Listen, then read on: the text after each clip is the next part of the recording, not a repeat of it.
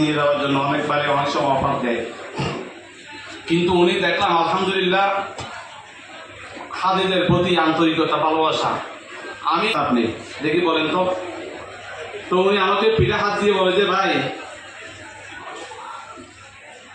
কি ইনকাম করবো, আর এটা খ্যাত মতো নিয়ে সব কিছু। ওনার চলাফেরা, ওখানে কথাবার্তা, এখানে যেগুলো খ্যাত মতো নিয়ে দেখতেছি সবগুলো ওনার কথার সাথে কাজে 100 মিল দেখছি, আমি যতটুকু দেখছি।